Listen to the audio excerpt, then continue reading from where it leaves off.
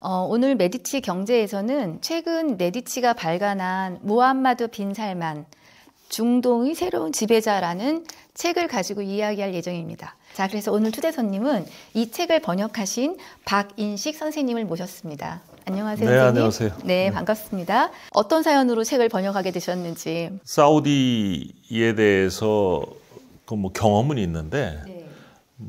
제가 한 경험과 우리나라 사람들 일반적으로 알고 있는 사우디에 대한 이해가 이제 차이가 좀 많다고 생각을 했습니다. 그래서 그런 것들을 설명할 기회가 생길 때마다 이제 그런 의견을 발표를 하니까 메디치에서 이 책을 번역해 보지 않겠느냐고 말씀을 하셔서 맨 처음에 사양을 하다가 읽어보니까 재미도 있고 또 매력을 느꼈던 것은 그 저자의 시각이 제가 바라보는 사우디 시장에 대한 시각과 굉장히 비슷해서 그래서 좋은 기회가 되겠다고 생각해서. 예. 네.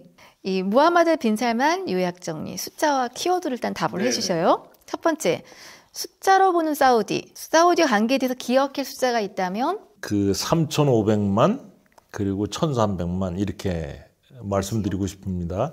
사우디 인구가 3,500만인데 1,300만이 외국인이고 그 1,300만이 사우디의 힘든 일을 모두 다 합니다. 그리고 아주 최고의 결정에 필요한 그 최정상의 일을 또 외국인이 합니다. 그 말은 사우디는 최고의 결정을 할 능력이 외국에서 빌려와야 할 그런 성격의 나라고 힘든 일은 안 하는 나라고 그 국민들과 함께 일하는 게 쉽지 않은 나라죠.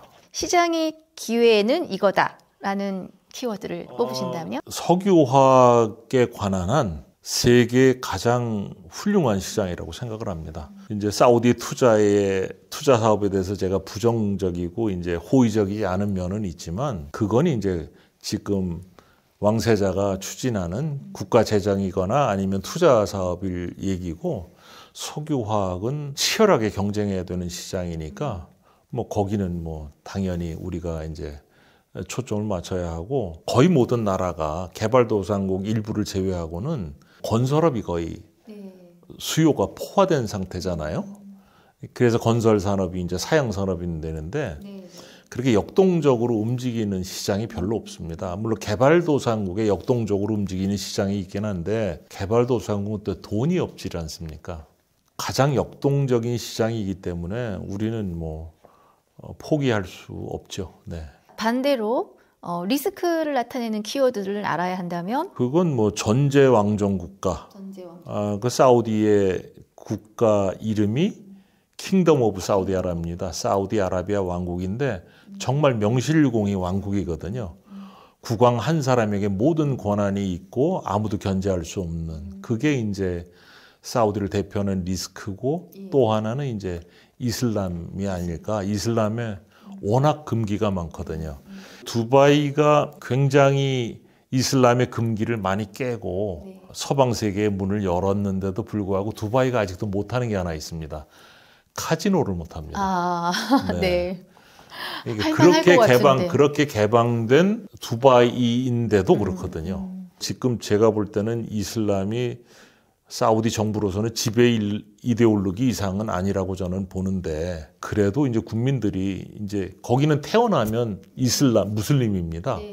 국민은 무조건 무슬림이 되는데 그 이슬람의 금기가 서구의 시장을 개방하기에는 걸림돌이 굉장히 많죠. 그래서 전제왕정 국가 그리고 이슬람이라는 게 리스크가 아닐까. 잠깐 이런 상상해봐요. 네옴시티 특별법 만들어서 카지노 만들면 돈 될 것 같은데요. 네네. 분양도 될 것 같습니다.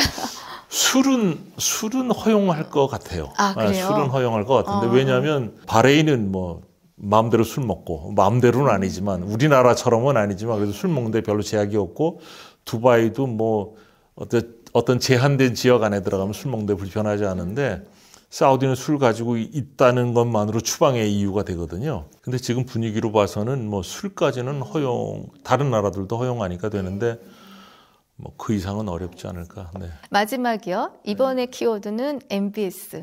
무함마드 빈 살만을 이해할 수 있는 키워드를 꼽으신다면? 견제받지 않는 권력. 네. 그래서 그 결과로 나타나는 게 예측 불가능한 결정, 즉흥적인 결정, 굉장히 큰 리스크죠. 네. 그거 잘 알고 들어가지 않으면 네. 고생 많이 합니다. 네. 기업이야 당연히 비즈니스 하는데 당연히 많은 거 분석하고 하시겠죠. 살필 것이고 네.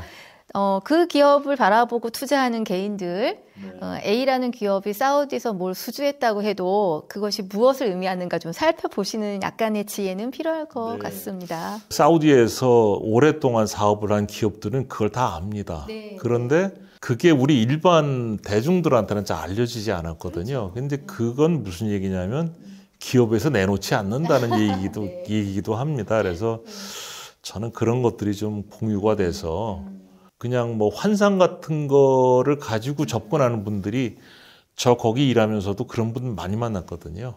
이 책을 계기로 그러니까요. 그런 것들이 좀 개선되면 좋겠습니다. 지금 그 여쭤보려고 그랬어요. 이 무함마드 빈 살만 중동의 새로운 지배자 읽으면 우리가 먼 나라 알 수 없는 사우디에 대한 이해를 좀 더 할 수 있을 것이다. 이 책은 그 벤 허버드 기자가 쓴 그 무함마드 빈 살만 왕세자에 대한 얘기고 그 사실 이 책에는 이 왕세자가 결정을 해서 영향을 받는 사우디에 대한 얘기는 별로 없습니다. 그래서 그건 제가 거기 있으면서 경험한 걸 가지고 뒤에 한 20페이지 정도 해제를 붙이고 앞에 또 한 10페이지 정도 해설을 붙여서 여러분들이 이 책을 읽고서 그 결정을 내리는 사람에 대해서 이해를 하시고 그 결정에 영향을 받는 사우디에 대해서도 뭐 기본적인 정도의 이해는 갖게 되시지 않을까 저는 이렇게 기대합니다. 사우디아 비즈니스 하기 책 한 권 쓰셔야겠는데요.